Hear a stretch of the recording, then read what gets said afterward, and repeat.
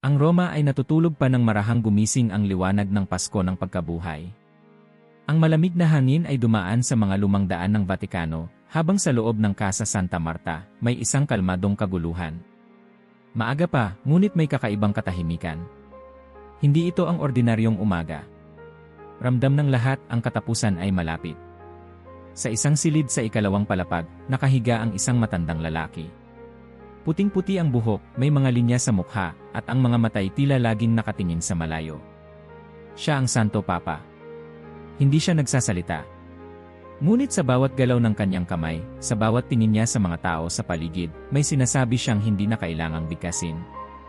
Handa na ba kayo? Bulong ni Padre Luis, habang inaayos ang balabal na ilalagay sa mga balikat ng Papa. Hindi natin siya pipilitin kung hindi niya kaya.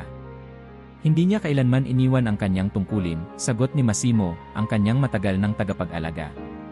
Ninayong nasa dulo na siya ng kanyang lakas. Tahimik ang Papa. Ngunit nang mailagay ang simpleng krus sa kanyang dibdib, bahagyang kumurap ang kanyang mga mata. Isang senyales. Isang pahintulot.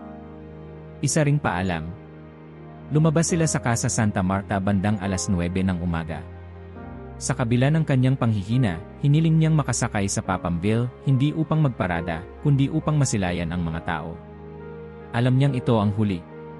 Sa Plaza San Pedro, unti-unting dumami ang tao.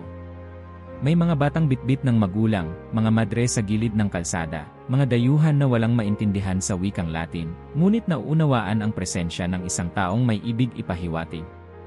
Papa, sigaw ng isang batang babae mula sa crowd. Benediction! Bahagyang tinaas ng Santo Papa ang kanyang kamay. Mabagal. Nanginginig. Ngunit sapat para mapaiyak ang ina ng bata, na agad na yumukot nagdasal. Walang sermon. Walang mensahe sa mikropono. Tanging mga mata ang nagsasalita. At ang mata ng Papa ay puno ng pasasalamat at pamamaalam. Sa loob ng sasakyan, si Massimo ay laging nasa likuran. Hindi siya tagapagsalita, hindi rin siya tagapayo. Isa lamang siyang anino, lagi sa tabi ng Santo Papa, tahimik, laging handang humawak ng kamay kapag kailangan. Mamaya kailangan nating maghanda, sabi ni Padre Luis kay Massimo, habang papalapit ang Papamville sa dulo ng pag-ikot. Hindi na natin ulitin ito bukas. Malinaw. Tumango si Massimo. Hindi na talaga magkakaroon ng bukas para sa kanya. Pagkarating sa harap ng basilika, huminto ang sasakyan.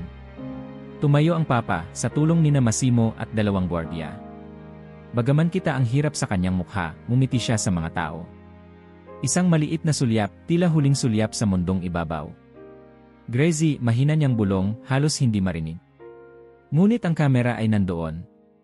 Ang mikropono, wala. Kaya't ang salitang iyon ay naipasa lang sa bibig ni Massimo, na siyang unang nakarinig. Sinabi niyang salamat, wika ni Massimo kay Padre Luis. At sa kanino siya nagpapasalamat, tanong ng pari. Sa lahat. Sa Diyos.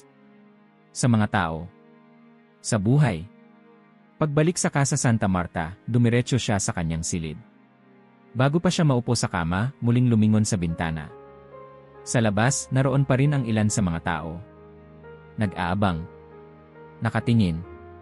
Gusto niya bang magdasal mag-isa, tanong ni Massimo. Umiling ang Papa.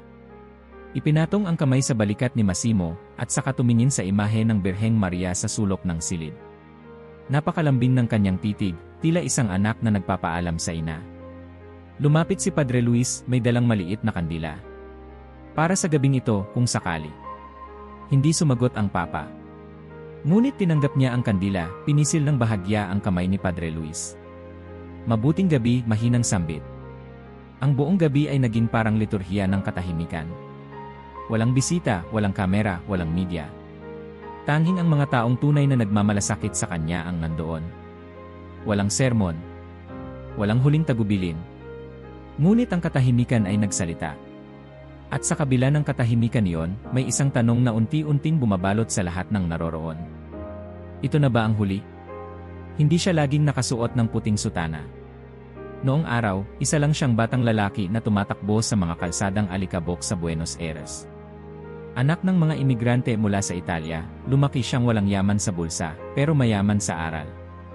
Ang bahay nila ay gawa sa kahoy, may bubong na tagpi-tagpi, at pader na kinukupkop ang amoy ng nilagang beans tuwing gabi. Hindi perpekto ang lahat pero masaya. Sa murang edad, natuto siyang gumising ng maaga para tumulong sa ama sa paggawa ng mga parte ng tren. Ang ina naman, tahimik pero matatag, siyang nagturo sa kanya ng panalangin bago matulog. Walang sinuman ang mas mataas kaysa sa kapwa mo, madalas sabihin ng ina. At tila isinulat sa puso niya ang pangungusap na yon dahil yon din ang bitbit niya buong buhay. May mga araw na sumasama siya sa kanyang lola para maghatid ng tinapay sa mga kapitbahay. Sa tuwing may lumalapit para manghingi ng tulong, hindi siya nagtatago.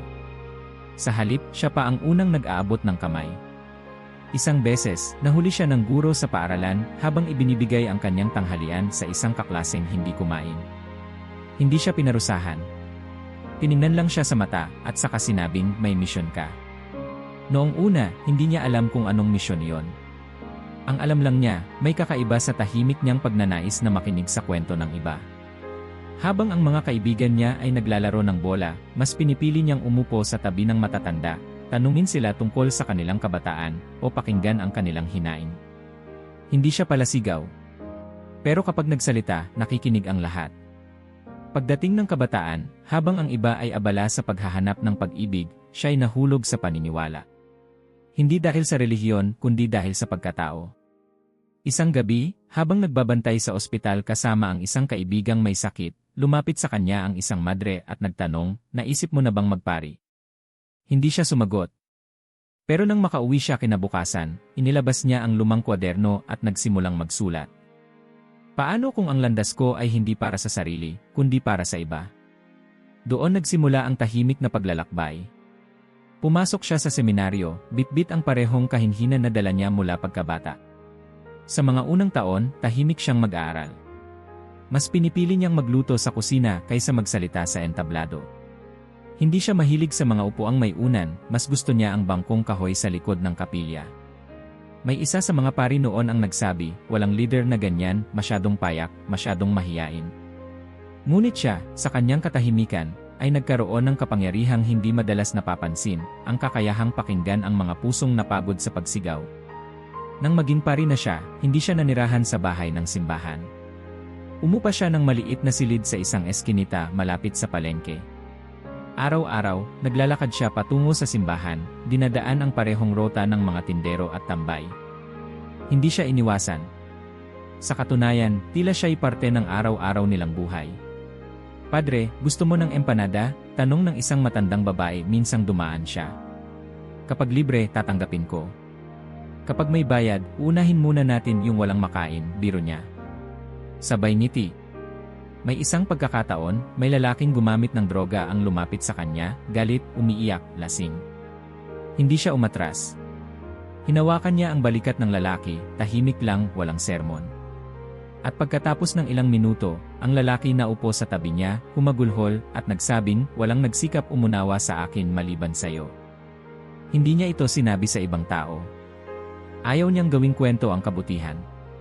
Sa kanya, ang tunay na kabaitan ay ginagawa sa dilim, hindi sa harap ng kamera.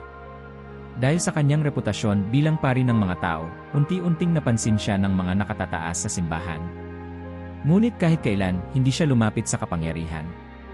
Sa katunayan, ilang beses siyang tumanggi sa mga alok na posisyon.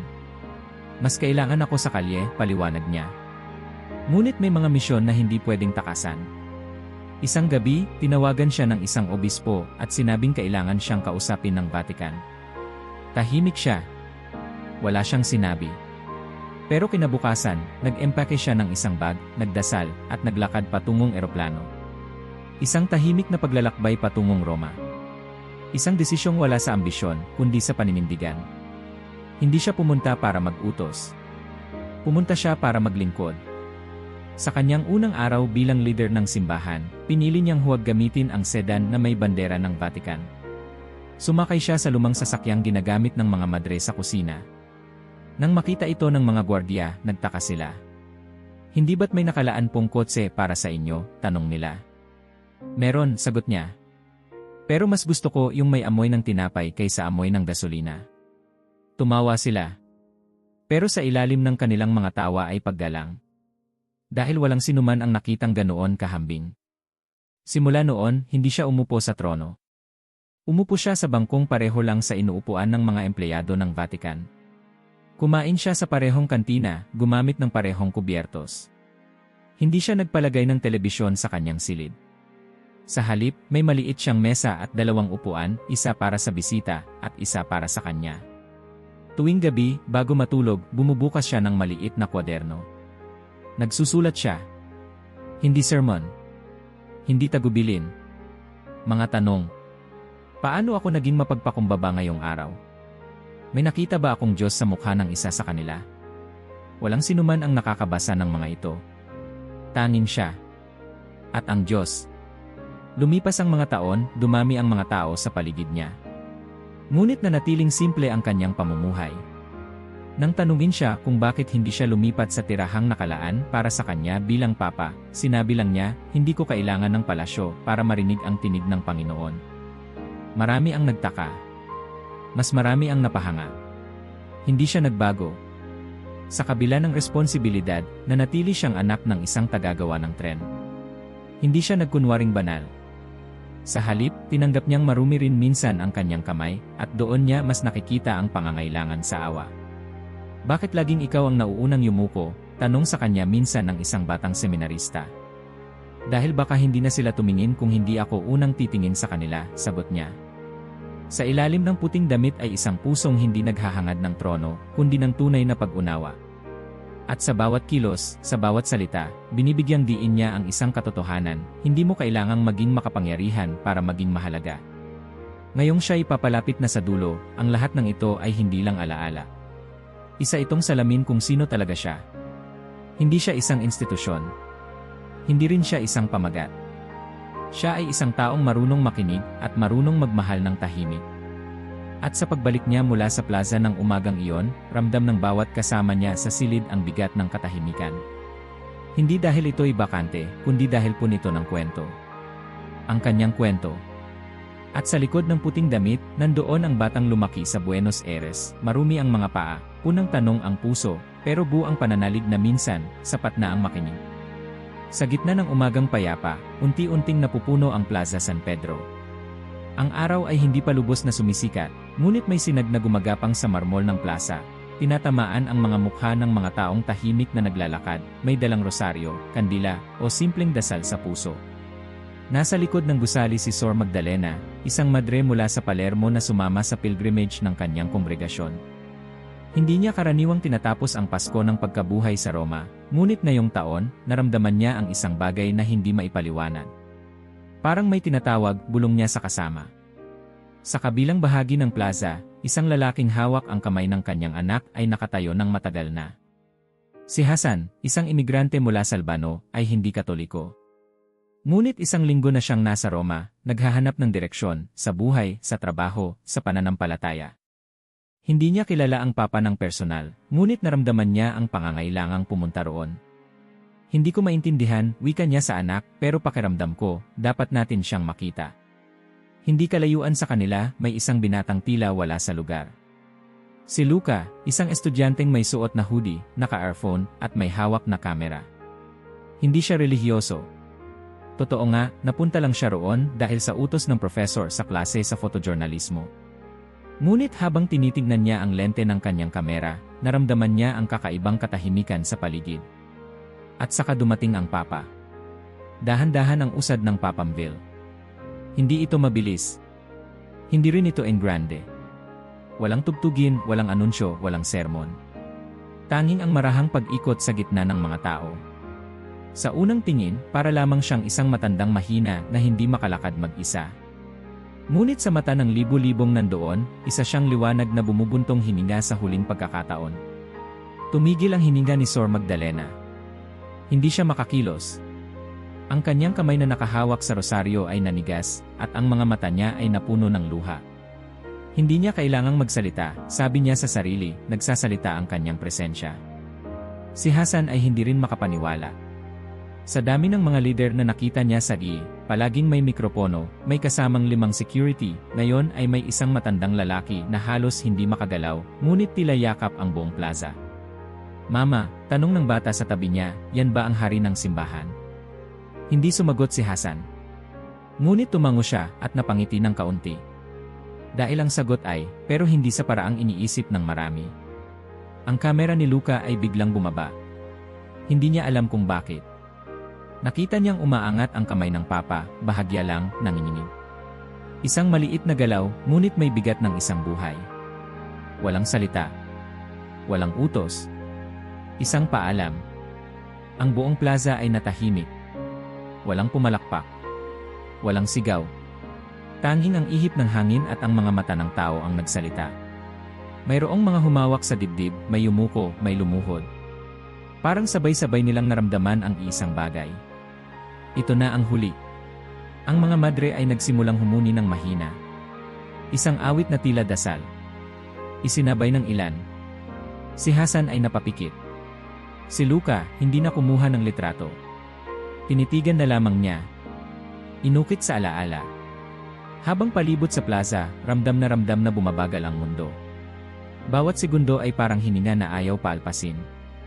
Nang umikot na ang Papamville pabalik sa gilid ng basilika, isang bagay ang nangyari na hindi inaasahan. Tumigil ang sasakyan. Huminga ng malalim ang papa. Pinikit niya ang kanyang mga mata. Tila pinakikinggan ang katahimikan ng madla. Saka dahan-dahang bumukas ang kanyang bibig. Hindi sa mikropono. Walang loudspeaker. Walang recording. Ngunit may narinig si Massimo na laging nasa kanyang tabi. Salamat at dinala niyo ako rito, muli. Isang pangungusap. Payak. Buong puso. Pagkabigkas nito, muling tumingin ang papa sa crowd. Walang drama. Walang pagbibida. Tanging isang lalaki na muling pinili ang kanyang bayan sa huling sandali. Pabalik sa Casa Santa Marta, walang nagsalita sa loob ng sasakyan. Si Massimo ay tahimik lang na nakatingin sa harapan. Ang papa nakapikit. Ngunit alam ng lahat na gising ang kanyang isip. Sa bawat sulok ng Vatican, tila may bumaba na liwanag na hindi pa maipapangalan. Ang mga gwardiya sa gate, ang mga madre sa kusina, maging ang mga staff na dati sanay sa ingay ng opisina, lahat ay tila sabay-sabay na patingin sa bintana, naghintay, nagdasal. Pagkababa ng Santo Papa sa sasakyan, humawak siya sa kamay ni Massimo, dahan-dahan. Walang dapat ikalungkot, mahina niyang sabi. Ang lahat ay biyaya. At iyon ang huling narinig nilang sinabi niya sa araw na yon. Pumasok siya sa kanyang silid, tahimik. Umupo sa kanyang silya sa tabi ng bintana. Sa labas, naroon pa rin ang ilang tao, umaasang masilayan muli ang papa. Ngunit alam nila, hindi na muling lalabas pa. Sa loob, sa isang maliit na papel na inilabas niya mula sa bulsa, may nakasulat na tula. Maikli, halos isang linya lang. Ang Diyos ay hindi naghahanap ng galing, kundi ng puso. Tumitig siya sa linyang iyon. At saka siya ngumiti. Hindi ngiti ng pagtatapos, kundi ng kasiguraduhang ang buhay ay ginamit sa tamang paraan. Bumagsak ang gabi sa Roma na tila isang makapal na kumot na dahan-dahang yumayakap sa mundo. Sa loob ng Vatican, ang mga liwanag ay unti-unting pinapatay. Ang mga hakbang sa marmol ay mas bihira. Ang karaniwang sigla ng lungsod ng pananampalataya ay ngayon ay tahimik, marahan, parang hinihintay ang isang bagay na darating, ngunit walang may lakas ng loob na magsabi kung ano. Sa Casa Santa Marta, sa isang silid na walang kayamanan, walang marmol, walang kurtinang pulang pelus, naroroon siya. Nakahiga, hindi sa kama ng hari, kundi sa isang kutson na walang spring, may kumot na manipis, at sa tabi niya, isang mesang kahoy na may isang maliit na ilaw na bumubuga ng gintong liwanag. Ang Papa. Ang kanyang silid ay tila refleksyon ng kanyang buong buhay, simple, tahimik, walang paanyaya ng kapangyarihan, pero puno ng presensya. Sa labas ng kanyang silid, sa mahabang pasilyo, naroon si Massimo, ang kanyang matagal ng tagapag-alaga. Nasa kamay nito ang isang maliit na libro ng mga panalangin. Hindi siya bumabasa. Binubuklat lang. Para bang hindi na niya kailangan ng mga salita. Sapat na ang katahimikan. Lumapit si Padre Luis. Kumusta na siya? Mahina na, sagot ni Massimo. Pero malinaw pa rin ang isip. Tahimik lang siya buong hapon. Tumanggi pa rin sa doktor. Tumanggi, tugon ni Massimo, at napabuntong hininga. Sabi niya, ang katawan ay pagod, pero ang kaluluwa ay nakikinig pa. Hindi sila nag-usap pa. Pareho nilang alam, hindi na ito oras ng pag-uusap kundi ng pagdamay. Sa bawat segundo may bigat. Sa bawat tunog ng relo sa pasilyo, tila may paalala na ang oras ay hindi na basta oras. Ito na ang dulo. Sa loob ng silid, gising pa ang papa. Nakahiga siya, nakatingin sa kisam. Sa kaliwang bahagi ng kanyang kama, naroon ang isang larawan ng kanyang ina, matagal na itong nakapatong sa maliit na estante, palaging naroon sa tuwing kailangan niya ng lakas. Sa kanan, isang krusipihong bakal, hindi mamahalin, ngunit bitbit niya sa bawat paglipat ng panahon. Tahimik siyang nagdasal. Hindi na siya bumibigkas. Ang mga panalangin ay hindi na lumalabas sa labi, nakapaloob na sa bawat pintig ng kanyang puso. Sa kanyang isipan, dumaraan ang mga alaala, ang mga mata ng batang bininyagan niya sa isa sa mga favela sa Brazil, ang mukha ng isang bilanggo na kanyang niyakap, ang amoy ng sabong ginagamit sa kusina ng Casa Santa Marta tuwing umaga.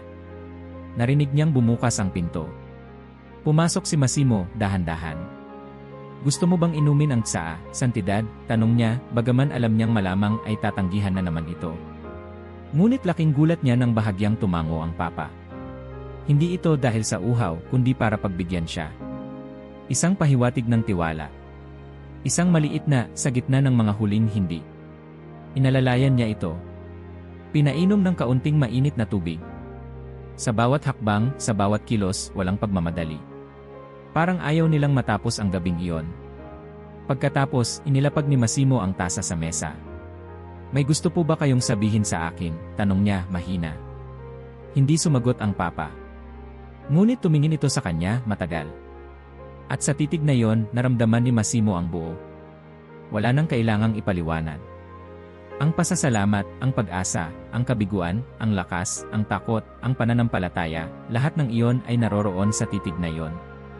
Sa labas, sa kapilya ng Casa Santa Marta, may 3 madre ang nakaluhod sa gilid ng altar. Walang nagsalita. Ngunit sabay-sabay silang nagdarasal ng rosaryo, habang ang kandila sa gitna ay dahan-dahang nauupos. Isa sa mga madre, si Sor Clara, ay dating nurse bago naging madre. Alam niya ang senyales ng dulo. Ngunit kahit batid niya ang katotohanan, nanatili siyang nagdarasal. "Panginoon, kung ito na ang oras, tanggapin niyo siya. At kung hindi pa, bigyan niyo siya ng katahimikan." Habang nagsasalita siya, biglang tumunog ang kampanilya ng orasan. 2:00. Gabi na. At sa oras din iyon, sa silid ng papa, bumukas muli ang kanyang mga mata. Tumayo si Massimo, akala'y kailangan niya ng tulong. Ngunit ngumiti lamang ang papa. Isang banayad na ngiti. Hindi masaya, hindi malungkot. Tila payapa. Tila handa. Umupo si Massimo sa tabi ng kama, kinuha ang kamay ng matanda. Malamig na ito, ngunit mahina pa ring pinisil ang kanyang daliri. "Kung may natutunan ako sa inyo," mahinang bulong ni Massimo, "ito ay ang katapatan sa pananampalataya, kahit masakit, kahit mahirap, kahit tahimik lang." At sa sandaling iyon, humaplos ang papa sa kanyang kamay. Hindi ito matagal. 1 segundo lang. Ngunit iyon ang uri ng haplos na dala ang bigat ng isang buong buhay. Bandang 2:00 ng madaling araw, isa-isa nang nagsasara ang mga ilaw sa loob ng Vatican. Ang kapilya ay nagdidilim. Ang mga madre ay umuwi sa kanilang silid. Ngunit sa silid ng papa, nanatiling bukas ang ilaw sa maliit na lampara. Sa mesa ay naroon pa rin ang kanyang kaderno, bukas sa pahina kung saan isinulat niya ilang araw na ang nakalilipas. Sa kahinaan, nariyan ang grasya. Sa katahimikan, naroon ang katotohanan. Sa labas ng bintana, naroon ang buwan. Maputla, malayo, tahimik. Parang siya. Huminga siya ng malalim. Ipinikit ang mga mata.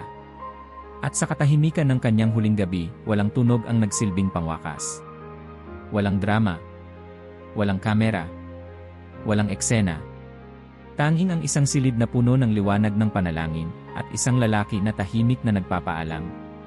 Matagal nang pinag-uusapan sa loob ng Vatican ang isang tanong na ayaw banggitin ng malakas, hindi ba panahon na para siya ay magpahinga? Sa bawat pagbagal ng kanyang hakbang, sa bawat pagpapaliban ng mga opisyal na gawain, dahil sa karamdaman, dumadalas ang mga bulungan. Ngunit sa kabila ng pagod sa katawan, nanatiling matatag ang kanyang kalooban. Sa kanyang isipan, malinaw ang direksyon, hindi siya aalis. Hindi siya tatalikod. Isang hapon, ilang buwan bago ang huling Pasko ng pagkabuhay na kanyang naabutan, nagpatawag siya ng isang pulong sa maliit na silid na ginagamit niya para sa personal na mga pagpupulong. Naroon ang 3 obispo at 2 kardinal, pawang mga pinagkakatiwalaan niya sa mga sensitibong usapin. Mayroon tayong kailangang pag-usapan, at gusto kong maging direkta, bungad niya, habang sinusuot ang kanyang salamin at binubuklat ang isang lumang kwaderno. Lahat kayo ay may malasakit sa simbahan. Kaya't hindi ko na paliligoy-liguyin. Tahimik ang silid. Walang uminig. Alam nilang darating ang sandaling ito. Hindi ako magbibitiw, sambit niya. Hindi dahil sa pride. Hindi rin dahil sa pagkakapit sa posisyon. Kundi dahil ang pananatili ko ay hindi batay sa lakas ng katawan, kundi sa tibay ng paninindigan. Isa sa mga obispo, si Monsenhor Elas, ay unang nagsalita. Ngunit, santidad, hindi ba't kapag hindi na natin nagagampanan ang mga obligasyon, marapat lang nabigyan ng daan ang susunod? Umiti ang Papa. Hindi ngiti ng panunuya, kundi ng pag-unawa. Ang obligasyon ay hindi palaging nasa gawa. Minsan, ang simpleng presensya ay sapat. Ang pastor sa gitna ng unos ay hindi lumalay. Kahit hindi na siya makatakbo, ang mahalaga, naroroon pa rin siya. Ang iba'y tumango, ang ilan ay nanatiling tahimik. Ngunit ang hangin sa loob ng silid ay tila gumaan. Hindi dahil lahat ay sang-ayon, kundi dahil ang kanyang paliwanag ay hindi depensa, ito'y isang paanyaya sa mas malalim na pag-unawa. Sa mga linggong sumunod, nagsimula siyang gumawa ng mga hakbang upang matiyak na ang simbahan ay magpapatuloy ng maayos sa kanyang kabilaang panghihina. Isa-isang tinawag niya ang mga pinuno ng iba't ibang dikasteryo. Sa bawat pagpupulong, hindi siya nag-uutos. Nagtatanong siya, ano ang mga dapat nating pagtuunan ng pansin kung sakaling hindi na ako makadalo? Kanino mo ipagkakatiwala ang gawain ito kung hindi na ako makarating sa susunod na linggo? Hindi niya kailanman ginamit ang salitang kikapalit. Ayaw niyang isipin ng mga tao na may darating upang palitan siya. Dahil sa kanya, ang pamumuno ay hindi pag-upo sa trono, ito ay pagyakap sa krus. Sa isang lihim na pulong kasama ang kanyang tagapayo sa mga usaping diplomatiko, tinanong siya, Santidad, bakit hindi niyo tahasang ihanda na ang inyong kahalili? Sumagot siya habang nakatingin sa bintana, dahil ang Espiritu Santo ang siyang namimili, hindi ako. Ang aking papel ay siguraduhin, kapag siya'y dumating, hindi siya madadatnan ng kaguluhan. Hindi madali ang kanyang piniling paninindigan. Marami ang pumupuna. May mga nagsabing siya'y nagpapatigas ng ulo, na hindi na niya kayang tugunan ang mga hamon ng simbahan sa modernong mundo. May mga artikulo sa labas ng Vatican, mga editorial na pinalalakas ang ideya ng pag-alis, mga taong nagsasabing kailangan ng simbahan ng isang bagong mukha. Ngunit sa tuwing siya'y tinatanong ukol dito, palagi niyang sinasabi, ang mukha ng simbahan ay hindi isa. Ito ay salamin ng lahat ng naniniwala, at kahit ako'y mawala, ang mukha ng pananampalataya ay mananatili. Hindi niya pinapatulan ang mga opinyon. Hindi siya nakikipagtalo sa media. Ngunit sa kanyang katahimikan, may kabigat-bigat na mensahe, ang pananampalataya ay hindi paligsahan ng lakas, kundi patibayan ng puso. Isang gabi, habang sila'y magkasalo ni Massimo sa kusina ng Casa Santa Marta, tinanong siya nito habang naghahain ng sopas. Bakit hindi niyo hinahayaan ang mundo na makita kayong mahina? Tumingin siya kay Massimo, tahimik sa loob ng ilang segundo. Hindi ko ikinukubli ang kahinaan, anya. Ipinapakita ko na kahit mahina, hindi kailangan tumalikod. Nagbuntong hininga si Massimo. Pero hindi ba kayo natatakot? Sa mga posibleng pagkukulang. Sa pagkakahiwa-hiwalay ng simbahan kung mawala man kayo bigla. Umiling ang Papa. Takot ako. Tao lang din ako. Pero mas malaki ang tiwala ko sa Diyos kaysa sa sarili kong takot. Sabay nilang tinikman ang sopas. Tahimik na muli. Ngunit sa katahimikan na yon, ramdam ang tibay ng paniniwala. Sa huling mga buwan ng kanyang buhay, madalas siyang nakaupo sa maliit na hardin sa gilid ng kasa. Hindi siya madalas nagsasalita. Ngunit kapag tinanong siya ng mga madre na nag-aalaga sa mga halaman, palagi siyang may isang tanong na iniiwan. Kapag nawala ang liwanag sa loob mo, saan ka pupunta para muling magningning? Walang sinuman ang nakasagot ng eksakto. Pero bawat isa ay nagtanong din sa sarili nila pagkatapos. Ang kanyang desisyon na manatili ay hindi nakabatay sa kapritsyo. Ito ay bunga ng lalim ng pananaw, na ang leader ay hindi kailanman umaalis sa gitna ng laban, kahit hindi na siya makapagsalita, kahit hindi na siya makatakbo. Dahil ang tunay na leader, sa kahinaan man, ay nagpapalakas sa iba. Sa mga huling tala sa kanyang kwaderno, isinulat niya, Hindi ako umaalis, hindi dahil ako'y mahalaga, kundi dahil ayokong mangibang bayan habang may isa pang natitirang tupa na naghahanap ng tahanan. At sa mga bulong ng mga dingding ng Vatican, sa mga hakbang na marahan sa umaga, sa mga bulong sa gabi ng mga madre, lahat ay unti-unting nauunawaan. Hindi siya namuno sa pamamagitan ng utos, kundi sa pamamagitan ng halimbawa. Hindi niya kailanman isinulat sa mga pader ang kanyang mga paniniwala. Isinulat niya ang mga ito sa balat ng kanyang mga kamay, sa bawat yakap, sa bawat mata na tinapunan niya ng tingin, sa bawat pintong binuksan sa halip na isarado. Sa isang daigdig na unti-unting nahahati, siya ang pumili ng pananatiling nasa gitna, hindi upang manatiling ligtas, kundi upang maglingkod bilang tulay. Hindi siya sumisigaw. Hindi siya nagtataas ng kamao. Ngunit sa bawat hakbang na kanyang tinatahak, may landas na binubuksan. Minsan, habang bumibisita sa isang bilangguan sa labas ng Roma, lumapit siya sa isang lalaking halos doble ang laki niya, may tatoo sa liig, mukha ng galit at pangungutya. "Ano nang ginagawa mo rito?" tanong ng lalaki, halos pasigaw. Hindi siya nagdalawang isip. Lumapit siya, hinawakan ang kamay ng lalaki, at sagot niya, "Pareho tayong bihag, ako ng pananampalataya, ikaw ng nakaraan." Tumahimik ang lalaki. Ilang sandali, napaiyak. "Wala pang nagsalita sa akin ng ganyan, anito. Akala ko pare-pareho lang kayong mga nakaputi." Ngumiti lang siya. Ang kapusya ng damit ay walang saysay kung hindi ito marumihan ng yakap. Sa bawat biyahe niya, hindi siya naghahanap ng pinakamaraming manonood. Mas gusto niyang tumigil sa mga lugar na kadalasan ay nilalampasan, mga kampo ng refugee, mga ampunan sa Africa, mga slum sa Latin America. Noong minsang bumisita siya sa isang komunidad ng mga batang ulila sa Bangladesh, lumapit sa kanya ang isang batang lalaki, 6 na taong gulang, madungis, bitbit ang laruan na yari sa lumang tela. "Papa," bulong ng bata, "may Diyos ba sa amin?" Hindi siya sumagot kaagad. Yumuko siya, tiningnan ang bata sa mata, at hinawakan ang kamay nito. "Kung wala ka, baka mawalan ng saysay ang paniniwala ko. Dahil ikaw ang dahilan kung bakit ako narito." At sa kanyang palad, inilagay ng bata ang laruan. Isang maliit na tela na ginawa palang Diyos-Diyosan. "Akin to, pero sayo na." Ang kanyang pakikipag-ugnayan sa iba't ibang relihiyon ay hindi para ipakitang sila'y pare-pareho, kundi para ipakitang pwede silang makinig sa isa't isa. Sa isang interfaith gathering, katabi niya ang isang imam at isang rabbi. Walang podyum. Wala ring tagapagsalita. May isang maikling panalangin lang, at pagkatapos, katahimikan. "Bakit hindi tayo magdebate?" tanong ng rabbi. "Dahil bago tayo magtalastasan, kailangan muna nating magkatahimikan," sagot niya. Ang katahimikan ay lugar kung saan nagkakakilala ang mga kaluluwa. Sa katunayan, mas madalas siyang makitang nakaupo sa likod ng mga bulwagan kaysa sa gitna ng entablado. Kahit sa mga malalaking pagtitipon, pinipili niyang pakinggan muna bago magsalita. At kapag nagsalita siya, hindi ito lecture, kundi paanyaya, hindi para maniwala ka sa kanya, kundi para sumama ka sa paglalakad. Ang ilan ay nagsabing mahina siya, masyadong bukas, masyadong mahinahon para sa isang mundo na laging galit. Ngunit hindi siya natakot sa galit. Takot siya sa pader.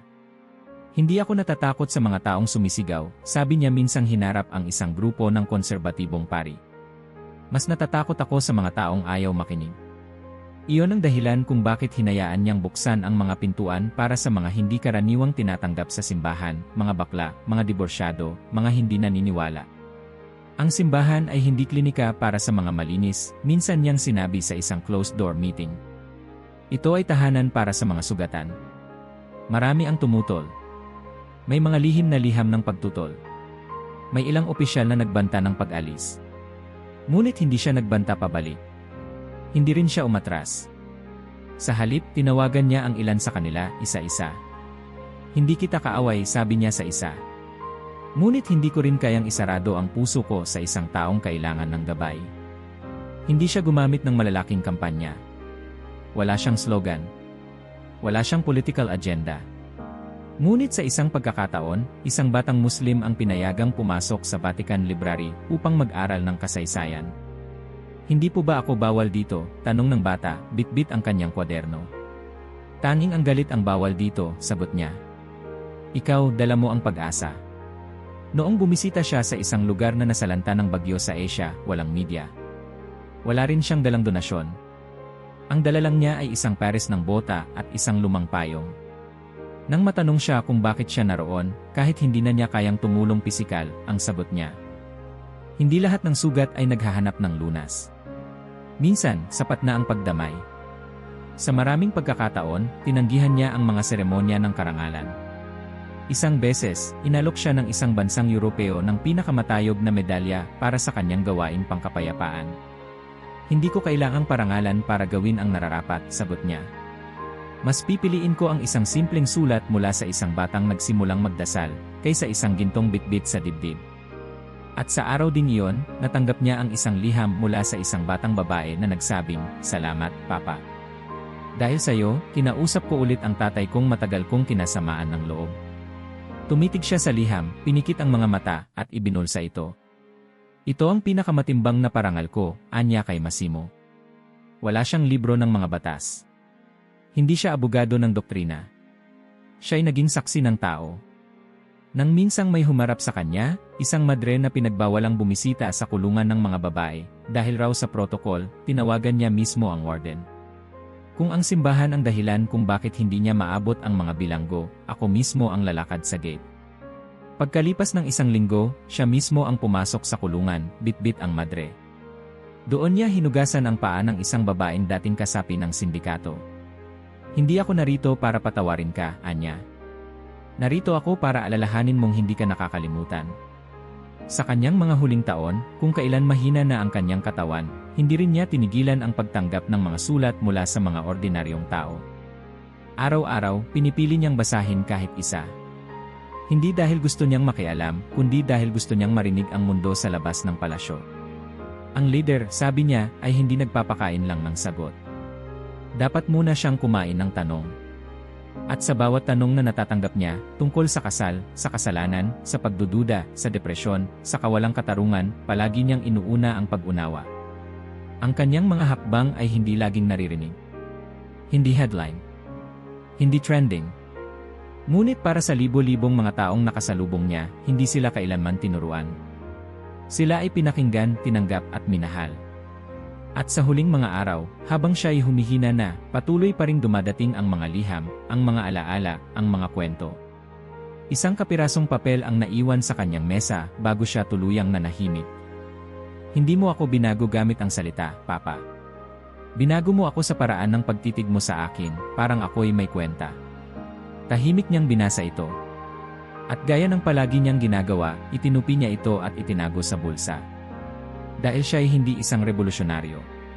Isa lamang siyang tao na marunong makinig. At dahil doon, siya ay naging tulay sa mga puso ng libo-libong hindi na marunong tumawid. 3:00 ng madaling araw. Ang Vatican ay halos hindi humihinga. Sa labas, ang mga ilaw ng lungsod ay tila pinatamlay ng makapal na ulap. Sa loob ng Casa Santa Marta, kakaunting liwanag mula sa mga ilaw sa pasilyo ang nagbabantay sa katahimikan. Wala nang yabag. Wala nang tinig. Tanging ang tunog ng orasan sa dingding ang palatandaan na ang mundo'y hindi pa humihinto. Sa isang silid, may isang katawan na hindi na bumabangon, hindi na bumabati. Ang kanyang hininga ay mabagal, pilit. Ang mukha, maputla, ngunit payapa. Ang mga mata, nakapikit ngunit hindi tulog, tila nakikipag-usap na sa isang presensyang tanging siya lang ang nakaririnig. Naroon si Massimo, tahimik sa tabi. Magdamag siyang hindi umalis. Sa mga huling linggo, nasanay na siya sa mga gabing walang tulog, sa mga oras ng hindi paghingi ng tulong, kundi ng simpleng pagdamay. Sa kanyang palad, mahigpit niyang hawak ang kamay ng Papa, tuy na, malamig, ngunit mahina pa ring gumagalaw. "Magsasalita ka pa ba ngayong gabi?" tanong ni Massimo, pabulong, halos para sa sarili lamang. Walang sagot. Pero ang mahinang pisil ng mga daliri ay sapat na. Sa labas ng silid, may dalawang madre sa gilid ng pasilyo. Naghahaplos ng rosaryo. Hindi na nila kailangang tanungin kung ano na ang nangyayari sa loob, nararamdaman na nila. Sa bawat sandali ng pananahimik, tila may panalangin na umaangat sa ere, bumabalot sa buong gusali. Sa kapilya, isang ilaw ang naiwan. Isang kandilang halos maubos. Isang maliit na senyales na kahit ang liwanag ay lumalaban sa huling sandali. Bumalik si Padre Luis bandang 3:30. Dalangin niya ay maramdaman pa niya ang huling pulso ng leader na naging guro, ama, kaibigan. Ngunit pagpasok niya sa silid, sinalubong siya ng katahimikang hindi pangkaraniwan. Tumingin si Massimo, hindi nagsalita, ngunit pinayakap sa kanyang tingin ang damdaming gustong isigaw ng puso. Gising pa siya, bulong ni Massimo. Pero mahina na. Umupo si Padre Luis sa tabi. Binuksan ang maliit na Biblia na dala niya, ngunit hindi niya binasa. Walang talata ang sapat. Walang berso ang tumatalo sa bigat ng katahimikan ng mga huling minuto. At saka ito nangyari. Dahan-dahang gumalaw ang ulo ng Papa. Hindi buo ang paglingon, ngunit sapat upang maipakita na may sinasadyang puntahan ang kanyang paningin. Tiningnan niya si Massimo, matagal, malalim. Isang sulyap na tila huling kabanata ng isang lihim na pagkakaibigan. At doon, habang binabantayan ng buwan ang katahimikan, habang ang mundo ay natutulog sa di alam na pamamaalam, ibinuka niya ang kanyang bibig. Halos hindi ito marinig. Ngunit para kay Massimo, ito'y sigaw na umalingaw-ngaw sa kaluluwa. Salamat sa lahat, dalhin mo ako sa kanya. Napatigil si Massimo. Napakapit siya sa kamay ng matanda. Ang lalamunan niya'y tila may batong hindi maipasa. Dalhin mo ako sa kanya. 2 pangungusap. 2 selyo. Wala nang dagdag. Wala nang paliwanag. Sa loob ng silid na yon, sa harap ng simpleng mesa, sa pagitan ng isang lumang larawan ng kanyang pamilya at isang krusipihong bakal, natapos ang isang paglalakbay. Isinara niya ang kanyang mga mata, dahan-dahan, parang pagod na musikerong inilapag ang huling nota sa kanyang piyesa. Hindi bumagsak ang katahimikan. Hindi rin umalingaw-ngaw ang pag-iyak. Tanging ang paghina ni Massimo na unti-unting bumigat at ang patak ng luha sa sahig na marmol. Walang sinuman sa labas ng kwartong iyon ang nakakaalam na may nangyaring malaki. Wala pang sinasabi sa Vatican. Wala pang tunog ng kampana. Wala pang pahayag. Ngunit sa loob ng silid na yon, may isang kabanata sa kasaysayan ng sangkatauhan ang pormal ng isinara. Matapos ang ilang minuto ng lubusang katahimikan, kinuha ni Massimo ang kumot at maingat na itinakip sa dibdib ng matanda. Hinaplos niya ang noo nito. Isang simpleng paggalang. Mamahalin ka nila, Papa, bulong niya. Pero hindi nila mauunawaan kung paano ka minahal ng mga tahimik mong pagkilos. Lumapit si Padre Luis at binasbasan siya. Walang litanya. Isang krus sa noo. Isang amen na halos hindi marinig. Sa labas, nagsimula ng umihip ang hangin. Sa plaza, ang mga pader ng basilika ay patuloy na nakatayo, matatag, tila walang alam na sa loob ng mga ito, ang isang haligi ng pananampalataya ay tahimik ng yumaw. Ngunit sa puso ng mga nandoon, sa isip ni Massimo, at sa panalangin ni Padre Luis, isang bagay ang malinaw. Isang bulong ang bumago sa lahat. Hindi ito headline. Hindi ito sermon. Hindi ito pagkilos ng masa.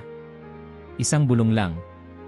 Ngunit sapat na upang maramdaman ng mundo kapag dumilat ito na may liwanag na pumanaw at may liwanag na iniwan. 7:00 ng umaga. Isang liwanag na maputla ang sumilip sa bintana ng Casa Santa Marta.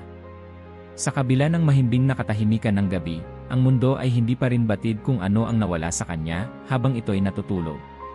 Sa loob ng bahay, sa dulong silid na yon, isang kama ang bakante. Isang kumot na maayos ang pagkakatupi. Sa mesa, ang krusipihong bakal ay nananatiling tahimik na saksi. Sa tabi nito, ang maliit na kwaderno na isinara ng hindi na muling bubuksan. Sa pasilyo, si Massimo ay nakaupo sa isang silyang kahoy. Hindi siya umiiyak. Ngunit ang kanyang mga mata ay tila basang papel, buo pa, ngunit konting hinalang ay mababasag. Dumating si Sor Clara, tanga ng isang tasa ng tsaa. Massimo, mahina niyang tawag. Kailangan mo ng lakas. Kinuha niya ito. Hindi sumagot. Ngunit sa pagtingin nila sa isa't isa, pareho nilang nauunawaan ang bigat ng umagang iyon. Wala nang kailangang sabihin. 8:30. Kumalat na ang balita sa mga loob ng Vatican. Hindi pa ito isinusulat sa pahayagan, hindi pa inaanunsyo sa mga media. Ngunit ang mga gwardiya sa pinto, ang mga madre sa kusina, ang mga janitor sa chapel, alam na nila. Hindi ito sigaw. Isa itong sulyak. Isang tango. Isang pagbagsak ng balikat.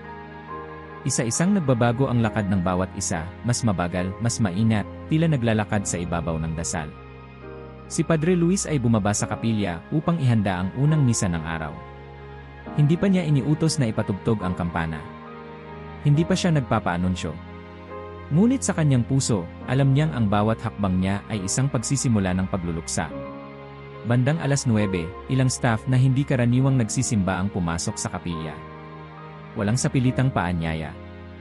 Wala ring seremonya. Ngunit ang mga upuan ay unti-unting napuno. Ang altar ay hindi binihisan ng marangya. Isang puting tela lang. Isang kandila sa magkabilang gilid. At sa gitna, isang litrato ng matanda, hindi yung opisyal, hindi yung nakaupo sa trono, kundi yung kuha ng isang madre noong kaarawan niya, nakangiti, may hawak na tasa ng kape, nakaupo sa kusina. Iyon ang litrato na pinili ni Massimo. Nagsimula ang misa ng walang awit. Walang choral. Walang intro. Si Padre Luis ay lumapit sa altar, huminto, at tumingin sa mga tao. Hindi siya nagsalita ng sermon. Sa halip, kinuha niya ang kanyang hangki, pinunasan ang kanyang mata, at binigkas lang ang unang linya. Sa ngalan ng Ama, at ng Anak, at ng Espiritu Santo. At mula roon, lahat ay tumahimik. Walang umiiyak ng malakas. Ngunit halos lahat ay may panyo sa kamay. May mga madre na nakayuko. May mga lalaking gwardiya na pilit na pinipigilan ang panginginig ng balikat. May mga batang seminarista na tila hindi pa lubusang nauunawaan, pero dama nila na may mahalagang nawala. Sa labas ng Vatican, ang mga unang ulat ay nagsimulang lumabas sa radyo. Isang simpleng balita, pumanaw na ang Santo Papa ngayong madaling araw. Walang detalye. Walang dramatikong paglalahad. Ngunit sapat na ito para sa unang alon ng mga tao. Sa plaza, unti-unti nang nagkakatipon ang ilan. May mga nagsisindi ng kandila. May mga yumuyuko sa gitna ng kalsada. Isang lalaki ang naglatag ng maliit na larawan ng Papa sa lapag, tinabihan ito ng rosaryo, at saka lumuhod. Sa kabilang banda ng mundo, ibang timezon, ibang kultura, ngunit parehong reaksyon. Sa isang barong-barong sa Manila, isang matandang babae ang huminto sa paghuhugas ng damit nang marinig sa radyo ang balita. Tumigil siya. Umupo. At saka bumulong ng dasal. Sa isang eskinita sa Buenos Aires, may batang nakaupo sa hagdan. Binuksan ang telepono, nakita ang litrato ng Papa, at saka ibinulong, Addis. Balik sa Vatican. Ang misa ay patuloy, ngunit tila walang oras. Wala ring urgency. Ang bawat dasal ay tila tinatahi ng pag-ibig. Walang sermon tungkol sa himala. Walang pagbanggit sa doktrina. Tanging ang puso ng mga naroon ang nagsasalita. Matapos ang komunyon, bumalik sa altar si Padre Luis. Tiningnan niyang muli ang mga tao. Sa kanya sinabing, wala tayong sasabihin ngayon bilang pagtatapos. Magsasara tayo sa katahimikan. At kung gusto ninyong magdasal, gawin nyo. Kung gusto ninyong umiyak, gawin nyo. Kung gusto ninyong umalis, tahimik lang. At saka siya naupo. Isa-isang tumayo ang mga tao. Hindi para lumabas, kundi para lapitan ang altar. Walang pila. Walang utos. Basta kusa. Si Massimo ay hindi lumapit. Nanatili siyang nakaupo sa likod. Ngunit mula roon, pinapanood niya ang bawat isa. Alam niyang bawat hakbang ay kasaysayan, hindi ng isang simbahan, kundi ng isang pagkakaibigan. Bago magtanghali, formal nang ipinaskil ang anunsyo sa pader ng Vatican, ngayong ika-21 ng Abril, sa ganap na ika-5 oras at 30 minuto ng umaga, ang kanyang kabanalan ay mapayapang pumanaw. Isang pirasong papel lang. Walang kulay. Walang larawan. Ngunit pagkalipas ng 5 minuto, daan-daan na ang nagtipon sa harapan nito. Walang nagsalita. Lahat ay nagbasa. Tiningnan. At saka tumalikod, hindi para umalis, kundi para tumingin sa basilika. Para parangalan. Para magdasal. Para manghinayang. Para pasalamatan. Sa mga susunod na araw, dadagsa ang mga kamera. Darating ang mga pinuno ng mundo. Magpapahayag ang mga politiko. Maglalabas ng dokumentaryo ang mga istasyon ng AC. Ngunit sa umagang iyon, sa unang saglit ng kanyang pagpanaw, walang script. Walang tagapagsalita. Walang opisyal na komentaryo. Tanging mga mata na pool. Tanging mga labi na tahimik. Tanging puso na bumigat sa katahimikan. Dahil sa mundong ito na palaging maingay, may ilang paalam na nararapat sambitin sa pamamagitan ng walang sinasabi. At iyon ang araw na nagising ang mundo, hindi dahil sa isang trahedya, kundi dahil sa pagkawala ng isang liwanag na hindi kailanman sumigaw, ngunit palaging nariyan. Mag-isa na si Massimo sa silid. Lumipas na ang araw ng pagpanaw, lumamig na ang tasa ng tsaa sa mesa, natiklop na ang kumot. Ang kama ay walang laman, ngunit sa hangin ay may naiwan, hindi amoy ng gamot, hindi usok ng kandila. Isang pakiramdam. Parang dasal na hindi pa natatapos. Tahimik siyang nakaupo sa silya sa tabi ng bintana. Sa parehong pwesto kung saan siya madalas tanungin ng papa, anong oras na? Kahit kailan, hindi lang oras ang tinatanong noon, parang laging may mas malalim na ibig sabihin, gaano na ba kalayo ang narating natin? Gaano na ba kalapit ang wakas? Hinaplos ni Massimo ang mesa. Nandoon pa rin ang maliit na kwaderno, nakapatong sa tabi ng lumang krusipihong bakal. Hindi niya ito binuksan. Hindi niya kailangang basahin. Sapagkat lahat ng isinulat doon, tila naipasa na sa kanya, hindi bilang teksto, kundi bilang buhay. Lumapit siya sa bintana at minasdan ang plaza mula sa malayo. Sa ibaba, may mga tao pa rin, tahimik na nakaupo sa hagdan, may hawak na rosaryo, o minsang nauupo sa sahig, nagdarasal. Wala nang musika. Wala nang sigawan. Wala nang announcement. At kahit wala na siya, parang naroon pa rin siya. Sa labas ng Vatican, ang mundo ay nagsimulang kumilos muli. Bumalik sa trabaho ang mga tao, bumukas ang mga tindahan, lumarga ang mga bus. Ngunit sa maliliit na sandali ng araw, tila may umuukit ng mga alaala ng isang matandang lalaking hindi nanigaw, hindi nag-utos, ngunit minahal ng totoo. Sa isang paaralan sa Nairobi, isang guro ang nagturo ng bagong leksyon, pakikinig. Hindi lang ito tungkol sa sagot, sabi niya. Ito ay tungkol sa pagkilalang minsan, sapat nang makinig para mapagaling ang puso ng isang tao.